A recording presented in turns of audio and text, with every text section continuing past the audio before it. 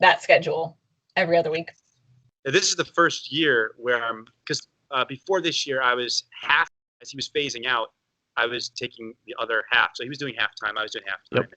And it worked out where I was offered the job here at Rice University, and very, very humbled by that, because I look at the faculty around me here. These are people. Oh, yeah.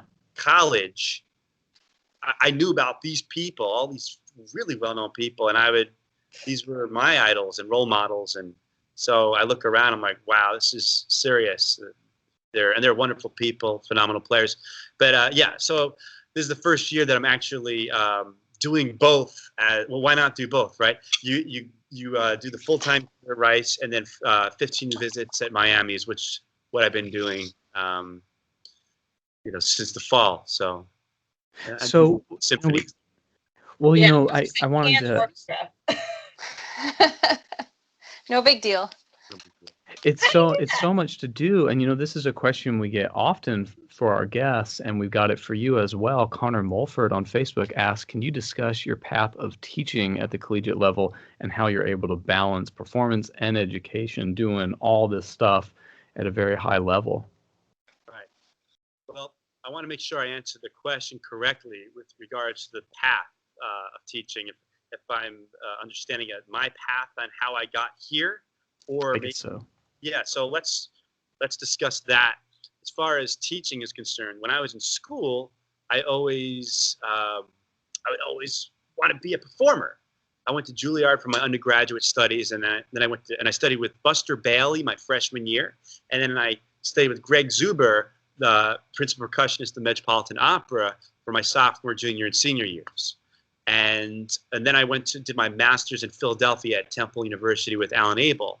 And during that time, I always saw myself, well, I'm going to school to become a performer. These are performance majors, and I practiced 6 to 10 hours a day, depending on the day, and that was what you did. But it was early on where I started having a bit of a passion for teaching. And that was right from my freshman year at Juilliard. I started teaching at a weekend school on Long Island, New York, called Children's Orchestra Society. It was in Manhasset, New York. And I was teaching as a 17-year-old. That's when I was a freshman, all the way through the end of Juilliard. And I would go out there every Saturday. And when I went to Philadelphia, I didn't teach as much. After a while, I was asked by Shii to teach adjunct at Rutgers when she was there. And just for a year, I was there. And then I ended up going to Houston. And then I started teaching at the Texas Music Festival after doing a class. And I had been doing a lot of master classes even before then. And just like anything else in life, you make connections and you get a reputation and you build up a resume. And then before you know it, I received the call from Svet Stoyanov about coming out to Miami. And this is my 10th year teaching at University of Miami. And he started that year as well. And I've developed he's one of my best friends. We're really close friends, and we're buddies, and we share our teaching philosophies, and it's been such a great journey with him. And because of that background of teaching in Miami, when Richard Brown was thinking about retiring at Rice, they wanted to bring in someone, not full-time, because he was still here for 3 years. So they brought me in half-time. It made more sense to bring in someone local than try to have a search for a temporary position at the time. And then that worked out really well, and before you know it, that's how things happen. Yeah, of course. How do you answer that question of balance? You do all this stuff. You teach at Rice, you do Miami, you do Houston Symphony, and it's really something that I'm almost tired of talking about, because people, they just ask a lot, but it's always cool. Like, man, well, how does Matt answer this? Well, yeah, and don't forget about the 2 kids. I've got a 16. Okay, well, there you go. Yeah, 5-year-old, and that's the most important part of the whole day, and that's like the easiest part, right? Well, no. Right. But it's the most rewarding part in children. But in the percussion world, you just have to be so super organized. At least for me. If I just kind of fly by the seat and wake up, and I'll never get everything done. It's like going to the gym. If you don't set that time in your schedule, there's a good chance you will not end up going. So you kind of know the day ahead, the week ahead, the month ahead, the year ahead. What's on my calendar? What pieces do I have to learn? Do I have any chamber music performances? Is that a hard week with the orchestra? Oh gosh, there's auditions at Rice and Miami that month. And you have to look ahead. So sometimes you have to prepare earlier on about how you practice. And you have to do maintenance. You can't just go right into the pieces. That's true when you're a student, and it's true when you're a professional as well. So you have to have a routine on snare drum, on cymbals, definitely on timpani, on 2 mallets, on 4 mallets, tambourine. You can't do everything every day. It's not realistic. But like I said, based on what's coming up in your schedule, you will make the necessary time. And sometimes you get time handed to you. You're at the orchestra, and for example, they decide they're not going to rehearse the piece that was on the schedule. Well, you don't just go hang out, and get a beer. You go down to the practice room and get ahead a little bit. And that's kind of what you do. Yeah, wow. Well, and I'm guessing it's probably safe to say that nobody starts all of this all at once. I feel like everyone who we've ever asked the balance question to, it's not like they went from, okay, I graduated my master's degree and then all of a sudden I was teaching at 2 schools, playing in the symphony. It's like that New Year's resolution topic I spoke about a few weeks ago. It's like, okay, like baby steps into these big projects is the way they say it's successful. That is a great that's a great point, Casey, because if you were to have the load that you have, or any of you have, that I have right out of school, my head would explode. Right. I mean, there's no way. You build up to it. You're able to enter things into your life as they come up, not all at once, because you've already set the foundation with the other things. It's been seasoned. It's kind of in your process. And after that, one more thing. Yeah, sure, bring it on. Right.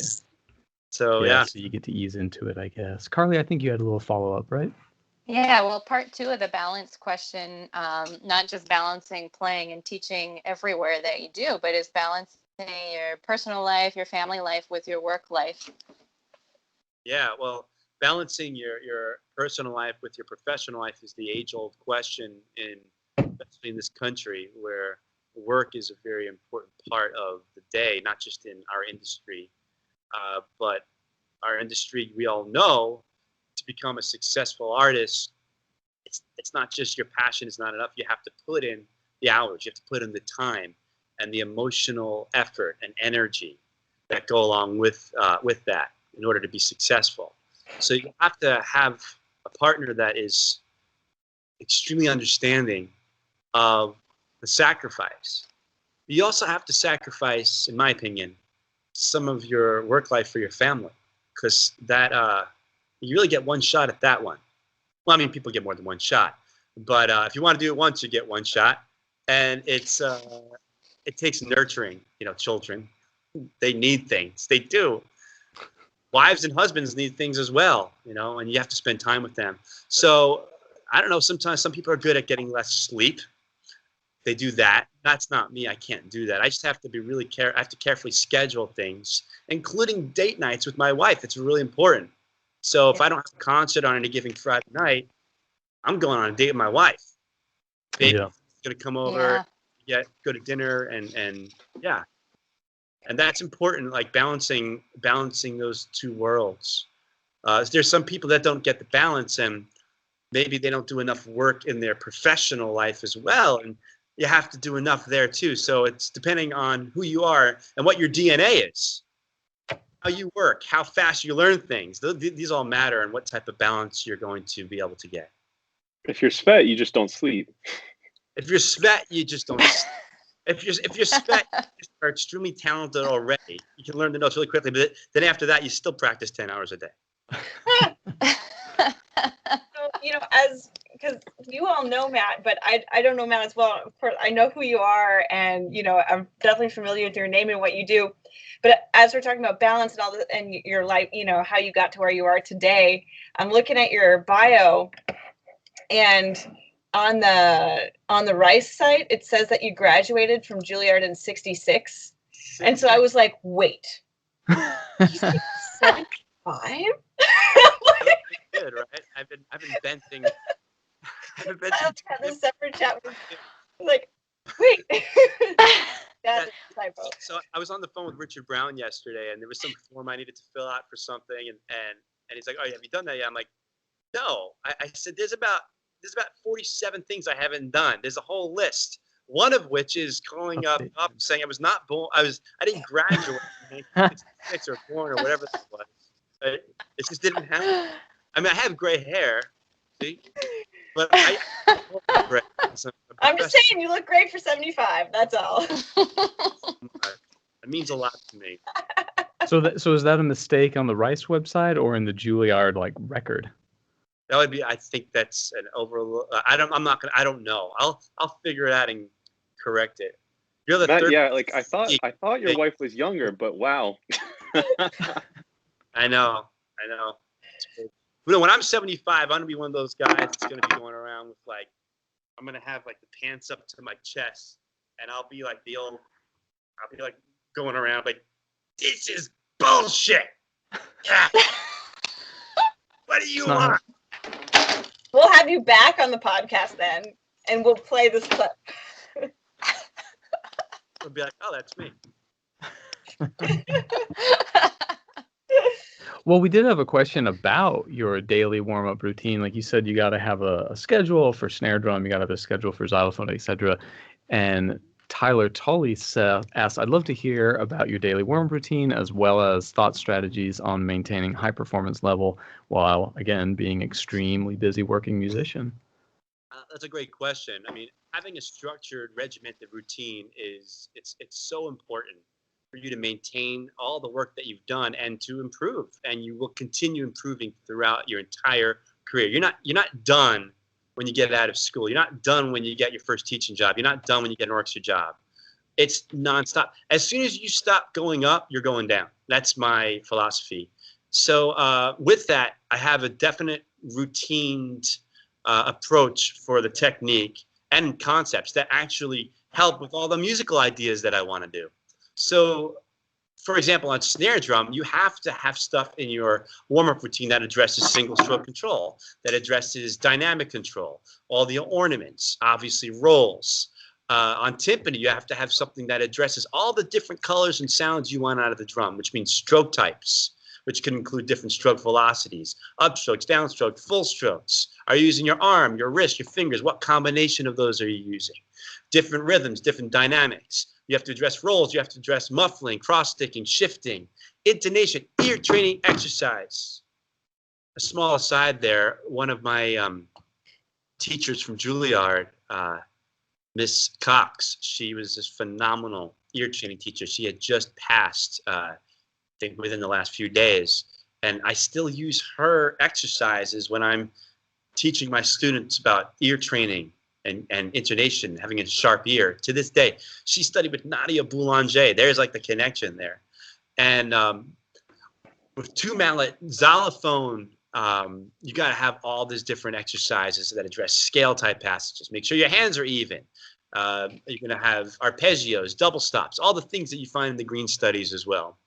And then, of course, a four mallet technique, a marimba. You can't ignore that instrument is there. There's a marimba, and it's really important, and you got to be able to learn how to play it so you can play a lot of repertoire, which is becoming more and more and more important, regardless of what part of the industry you want to go into. So when you're thinking about it, you're probably scratching your head now. You're like, wait, snare drum, two mallets, four mallets, timpani. I haven't mentioned tambourine and crash cymbal technique yet. What am I doing? Warm-up routines for 4.5 hours? For part of your career, maybe in a way you are, but after a while you have to streamline that and pick and choose the things to put in your warm-up routine that are going to address any challenges that might be coming in the music on the coming days or weeks ahead. So you have strategic practice, which leads into the next part of that question, right? Which is balancing a tricky schedule, performing schedule, and being able to maintain the high level. And like I said, you have precision warm-up. You don't do blanket cluster bombing, warm-ups. Precise precision is what you need.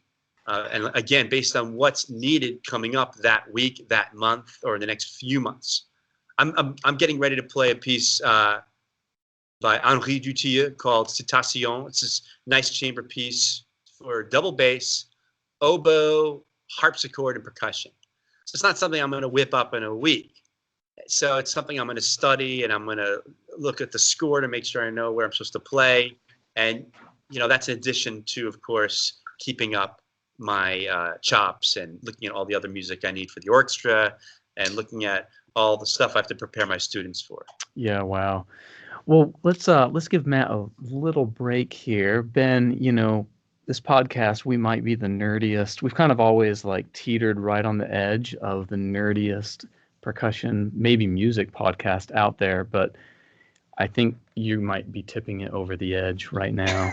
Is that right? You might understand there's a history of timpani. Is that a thing? So, well, I'll start with, I guess, what Casey's mostly referring to. I think probably all 5 of us are familiar, but if anyone's not familiar that's listening, that one of the most significant, I think, excellent resources for percussionists is there's a book by James Blades called Percussion Instruments and Their History. James Blades is a very significant percussion teacher of the 20th century. He was Evelyn Glennie's teacher as well as Esquelle Masson's teacher. So anyway, but this book has been around forever and it's kind of pricey. Casey, does it have the price printed on the book? It's probably like 40 bucks, something like that. This one doesn't, but I know I've seen on Amazon there's plenty. So yeah, sometimes it goes out of print and it's hard to get your hands on. But anyway, recently, like maybe 3 months ago or so, Rebecca Kite actually released a digital version of this book that if you are interested in purchasing it, it costs $15, which is a total steal. And if you just Google GP Percussion, James Blades, whatever, that's how you can find it. Rebecca Kite's company is GP Percussion. And so anyway, I got this book like a couple of days ago and was just totally nerding out. I think I lost my print copy a long time ago. I think I loaned it to a student or something. But anyway, Matt is an excellent timpanist, and we always enjoyed his timpani master classes at Miami. So I figured I would talk a little bit about the history of timpani, and pretty much all of this is straight from the James Blades book. So if you're interested in reading more, there's plenty in there. And there's actually probably too much to cover in one podcast. So I'm going to start with sort of 1623, which is a significant year I'll talk about in a second. And then we're going to go all the way up to Bach. So we're actually not going to get into most of the orchestral. Anyway, according to the James Blades book, there was sort of in Germany a tradition of timpanists that was sort of passed down by rote. And there were some royal decrees in the early 16th century. And then finally, in the early 17th century, in 1623, there was established the Imperial Guild of Trumpeters and Kettle Drummers in Germany. And this was very significant. All the people that were in this guild, which there was like an apprenticeship you had to go through to get in, they were ranked as officers in the military. And this is very kind of fancy sounding. They were privileged to wear ostrich feathers of nobility in their hats, which were, quote unquote, in many cases, 3-cornered, which I think most orchestral timpanists are not wearing those these days, but sounds pretty cool. So the kettle drummers would ride on horseback, and their horses in particular were ornately decorated, and they got to ride near the commander of their troops. So very highly respected people, and their secrets were closely guarded. And in fact, it was illegal for people outside of the guild to play timpani or even own timpani. And these rules were still in place by Bach's time. And there's some odd relics that persist from this. For example, trumpets and timpani cannot be included in an orchestra performing in London's Guildhall unless royalty is present, which is kind of interesting. We still have that today. And then just like of note, Mr. Blades points out in the book that it seems most people, even English-speaking people, prefer the term timpani or timpanists instead of kettle drums or kettle drummers. And part of the reason for this is there was a composer by the name of John Cooper in the 1600s that went to Italy, and he sort of had, I guess, a transformative experience, and he came back, and his new name was Giovanni Caporario. So for some reason that was fashionable, and people wanted the Italian-sounding names, so we went with timpani. So the earliest timpani had laced heads, which if you're not familiar, if you think about a tabla that has like a skin head with sort of lace wound throughout it that pulls tension on the head, that's what the earliest timpani had. And then in the 1500s, screw tension timpani came into play. And in fact, Leonardo da Vinci envisioned a screw-tuned timpani in his Codex Atlantica, which was written between 1487 and 1490. And interestingly, in another work, he actually envisioned a drum with cogs that was attached to a lever to adjust intonation. So he basically predicted the modern pedal timpani by almost 500 years. So that Da Vinci guy was pretty smart. The early drums ranged from 17 inches to 34 inches, and they were usually a bit shallower than today's drums, about 14 inches deep, and they were made of copper or brass, although silver specimens exist as well. The sticks varied in size and shape. Usually they would have ivory or wooden heads. Later on, sometimes it seemed they were covered in leather. Sometimes they had grooves for fingers, and sometimes they also had wrist straps to attach to the player's wrists.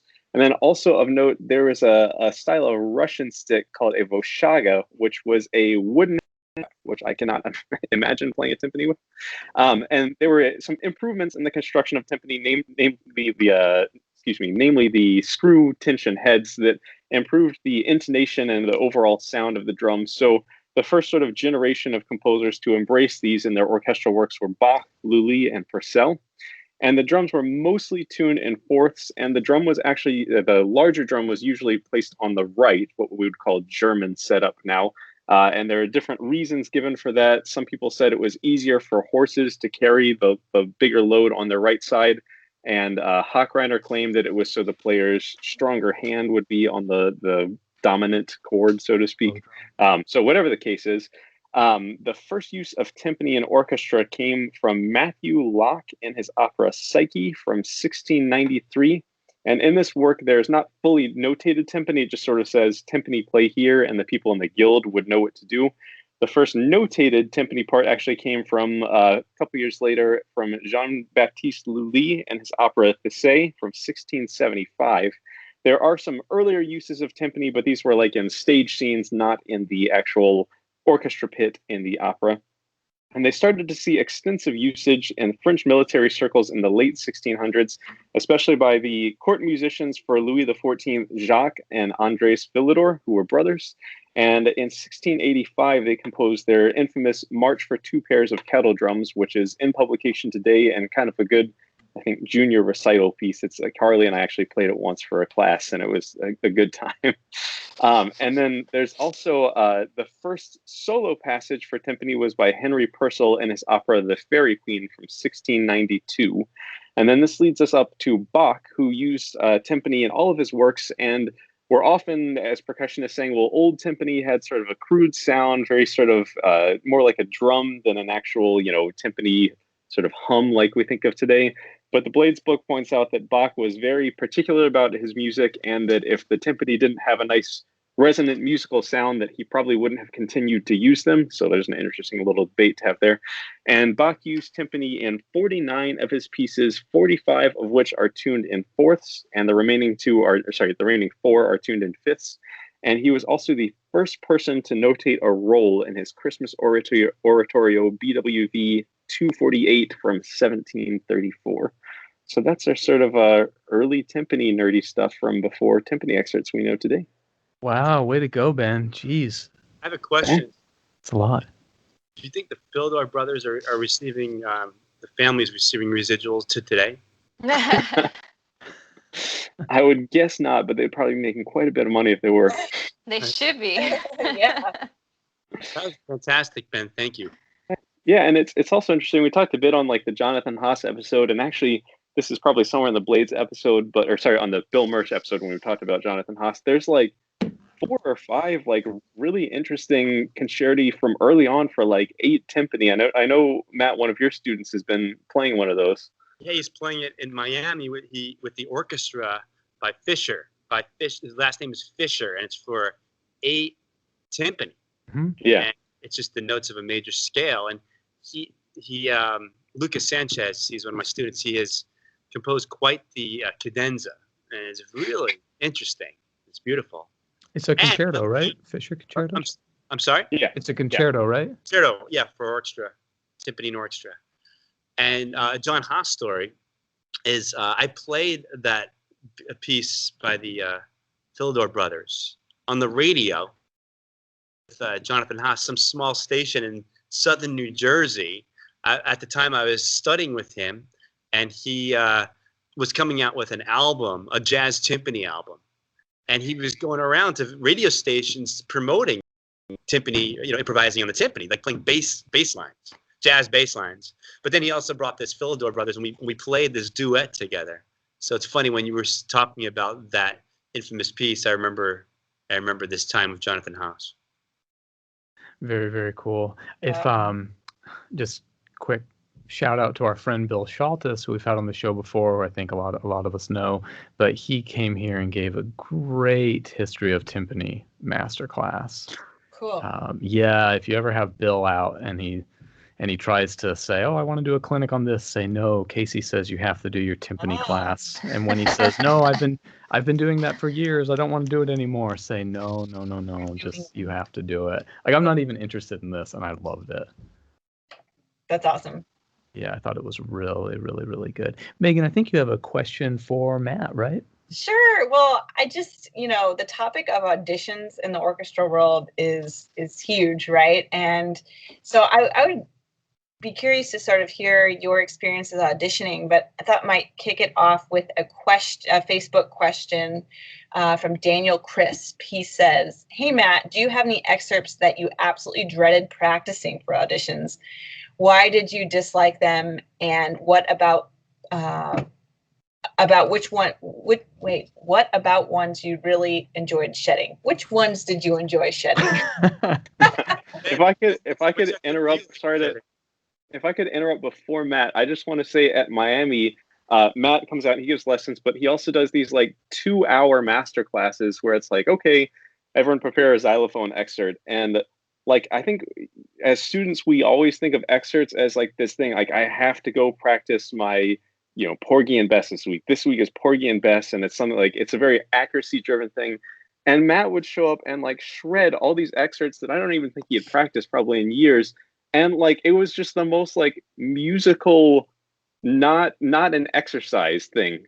So I just wanted to give like a little shout out to Matt for that. Like the way he plays excerpts as music. Yeah.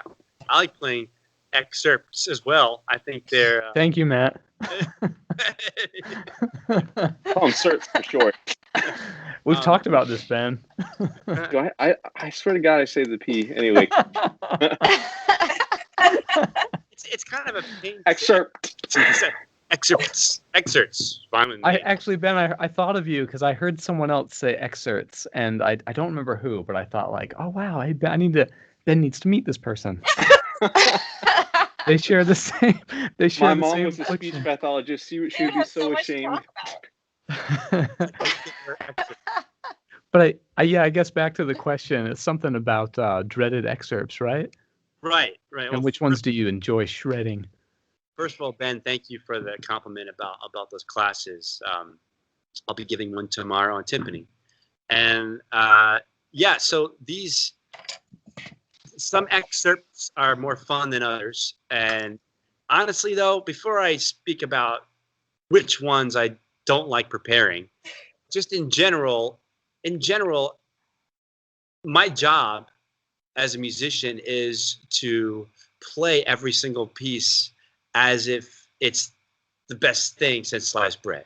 Yeah. And I remember when I was young, when I was in youth orchestras, or I'd go to like Tanglewood, the Boston University Tanglewood Institute, all these places, I'd hear someone say, "Yeah, that piece sucks." And I'd be like, "What?" I thought everything was great. Maybe it was like youthful exuberance, but I was so pumped to play. I mean, sure, some things were amazing, but I thought the music itself was such a privilege to play. So I do come from that angle of positivity when I see a list. Like, I'm like, look, I'm immediately finding something or many things to get excited about for every single one of them. So I try not to come from an angle of dread. It's excitement, and some things are more challenging than others. But I really feel like it served me better and would serve everyone else better to really be excited about what's going to happen, which is the next 2.5 to 3 months of your life, centering around this list. So dig on it. Basically, I remember there was this for this Boston audition, this by Christopher Rouse called Phaethon. I apologize if I'm mispronouncing the title. But there's this xylophone excerpt. It might last 15 to 20 seconds. And I swear I must have spent 25 hours on this thing. I probably even need to spend nearly that much time, but there was 0 patterns. It was very fast, and the ranges were all over the instrument, and you had to kind of nail it and play all the accents and all that stuff. So, that I'd have to roll up my sleeves for. Okay, here we go, faith on it. I'd do a slow to fast situation. In other words, I knew the target tempo, and for like weeks before, I'd start at a lugubriously slow tempo. Like it was like a dirge. It was so slow. And then I'd gradually bring it up. I mapped out the progression of how fast I was going to go every day, not just on that excerpt, but all the excerpts that are in time. And it would get to a point where nothing really was that hard because I started at a point where I could play all the notes. And if I'm only going 2 clicks a day faster, 3 clicks a day faster, you never feel that sting of it being harder. Yeah. So that's one part of my preparation. And it makes what the person who was asking this question, it makes it not so grueling or dreadful to look at that list. So yeah, that's where I come from with that. Yeah. So mapping out your preparation, having enough time. Yeah. Also, yeah. Absolutely. Cool. Do you have, well, I guess also just to kind of go back to the topic of auditions a little bit, do you have any, I guess, advice for those who are going through the audition process now and maybe not finding success? I know for many people take many auditions. And so do you have any advice for people who are going through that right now? Yeah, I'm going to answer that question with 2 different answers, actually. Okay. First thing is the road to winning a job, an orchestra job, oftentimes is a very long road. Yeah. And there's tons of ups and downs emotionally and just the amount of time and sacrifice that you have to be prepared to put into it. But quite honestly, anything in this world that you want to be good at a high level, you'll need that. If you want to be a great surgeon, it's not going to be a walk in the park. So if you want to get a job at a great university, there's a reason why you have to get there. The amount of research you've done in school as a musician, the amount of performing you've done as a musician to get that job, equally as demanding. So just be prepared in your own mind to, this is a long road, and don't look at the end of it like, oh, I'll never get there.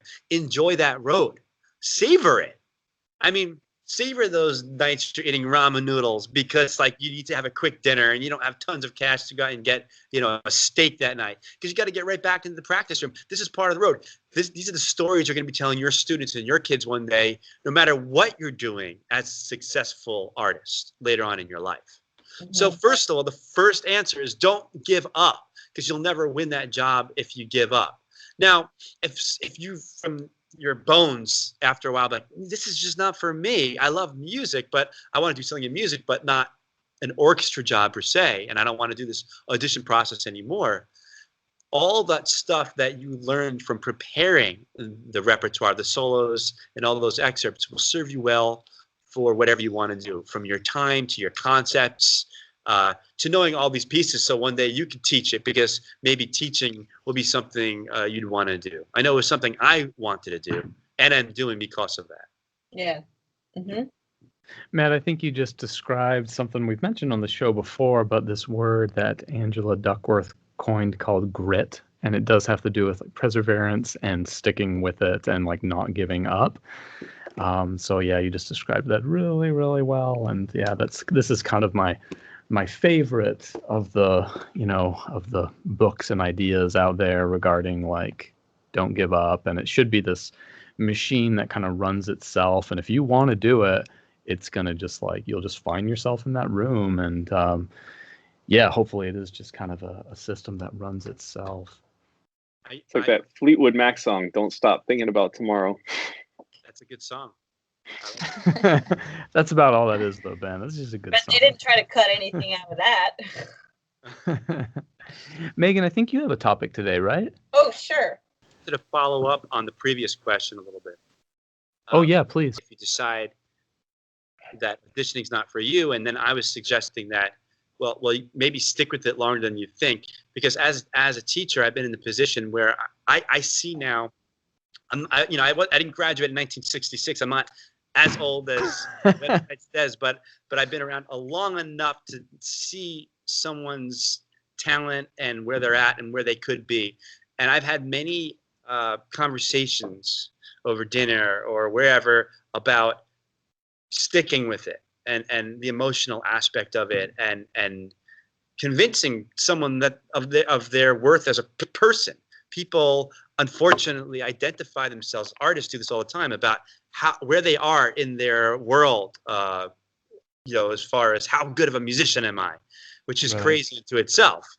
But I've seen so many people, they would have given up, and they just need the reassurance and to give themselves that last bit of conviction, and then bam, they do end up actually doing it. Or Megan, like we were just talking about, they might not win an orchestra job, but they end up doing amazing stuff like you guys all have done in your careers. And it's really important to keep that attitude from that book you were just showing us, Ben. Mm-hmm. Casey. Yeah, anyway. Megan, what do you have for us today? So I just have I have a quick topic, and this is in a sequence that I had mentioned actually on Carly's episode, on episode 169. There are so many composer collectives out there, and even though this is not the composer collective is not a new concept, it dates back to the classical music period, that it's interesting that these still exist and for the purposes that they exist. And so on Carly's episode, I talked about the Kinds of Kings Composer Collective. And I hope some of you were able to check out their website and find some of their works for percussion. I have a list of their works for percussion. Actually, if anyone is interested, I could email you that. I'm not just going to list them all here. But today I wanted to tell you about another one, the Sleeping Giant Composer Collective. And as where the Kinds of Kings were 5 women, these are 6 men. They're young American composers, Timo Andreas, Christopher Cerrone, Jacob Cooper, Ted Hearn, Robert Honstein, and Andrew Norman. And I'm sure some of you recognize some of these names because many of them have quite a few works for percussion now. The New York Times called them talented guys who are rapidly gaining notice for their daring innovations, stylistic range, and acute attention to instrumental nuance. And they have quite a diverse body of prizes that they've collected as composers and diversity over sort of a rigid aesthetic in their training. So some recent things that they've done is an evening length collaboration as a group, an evening length collaboration with Eighth Blackbird. And that is deemed, quote, a diverse, eclectic, and colorful suite with narrative thrust and a structural arc, end quote.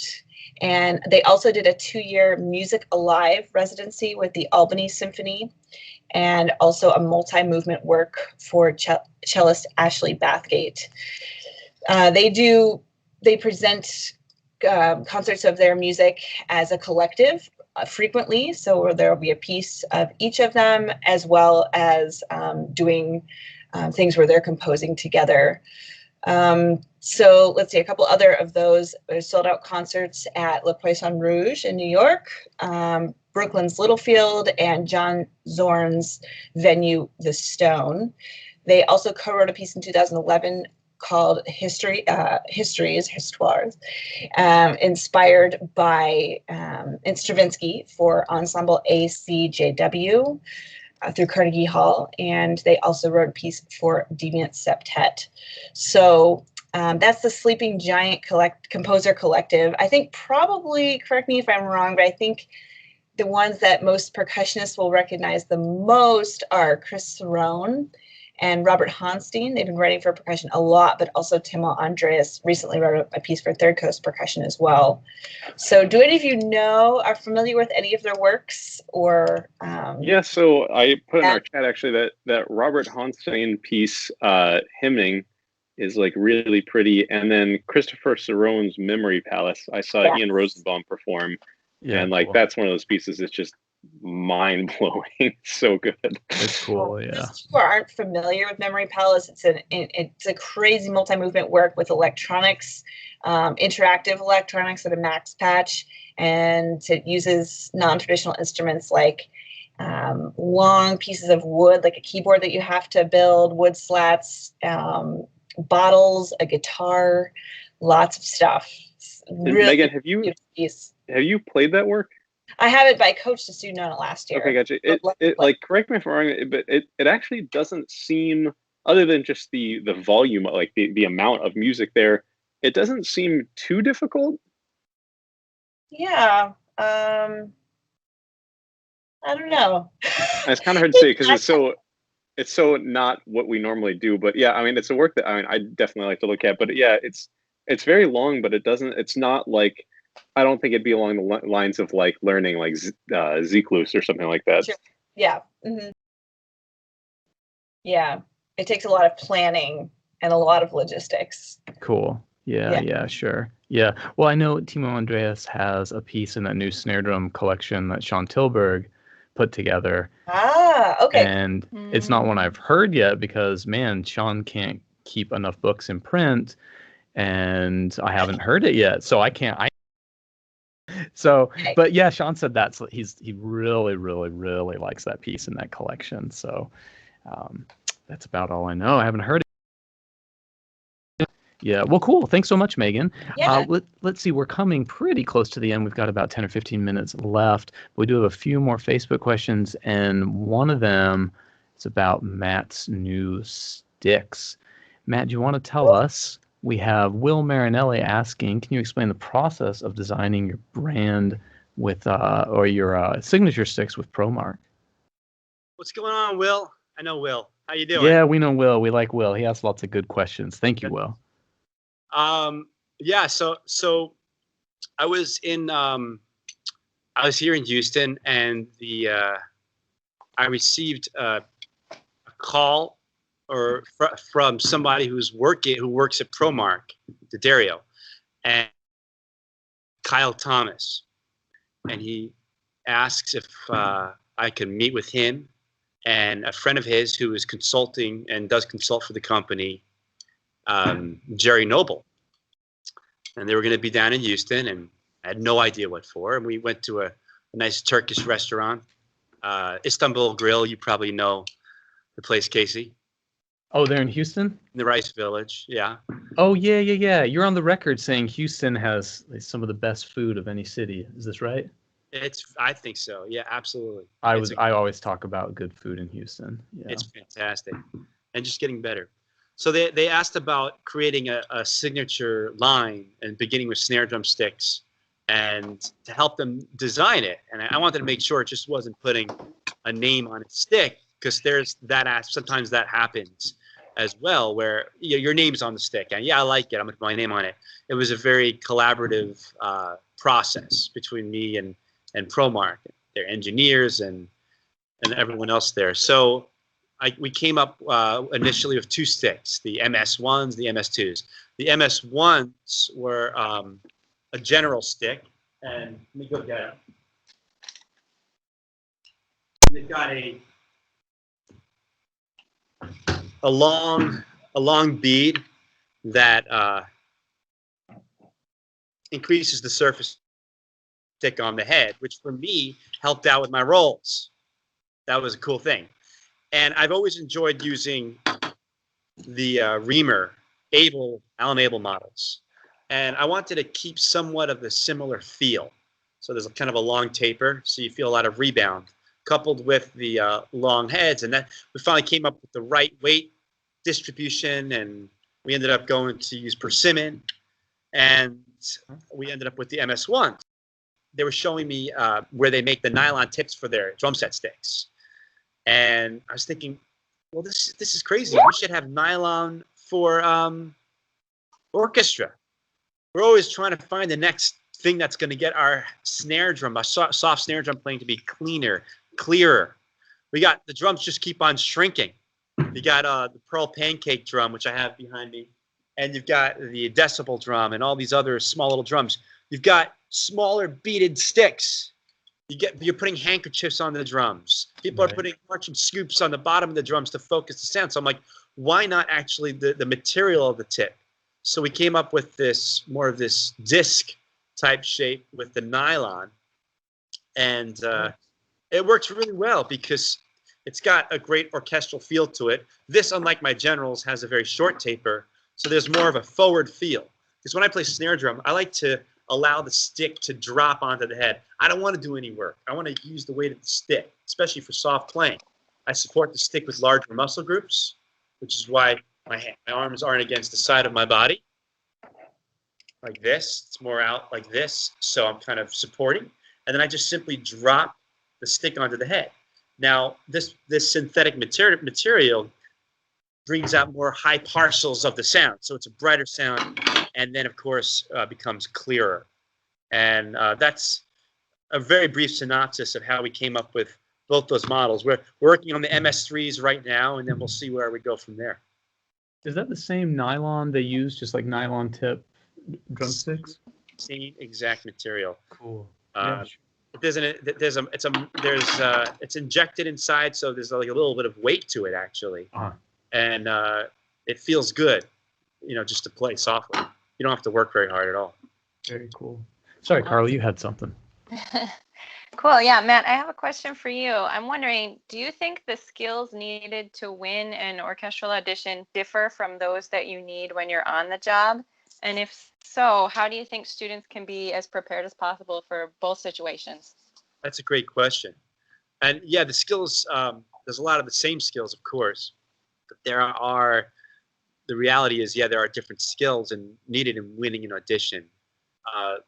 For example, we were just talking about soft snare drum playing. Most of the time in the orchestra, you wouldn't play as softly for a soft part as you would in an orchestra audition. So you have to get used to being in that world, that micro world of super duper soft. That little pancake drum that we're talking about, we wouldn't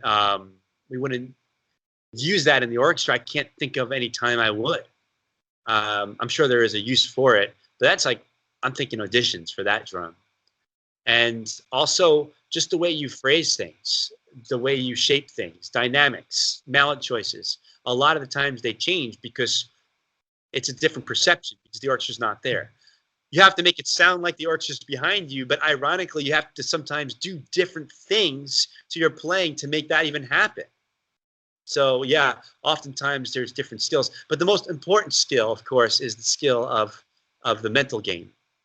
Because playing in an orchestra, while there are solo parts, especially as a percussionist, when you're playing an audition, it's basically the same thing as playing a solo recital. And that is a whole different ball game. And you have to have, besides the level of preparedness, you have to have a certain mentality that keeps you positive and that keeps your head in the game and that keeps you focused.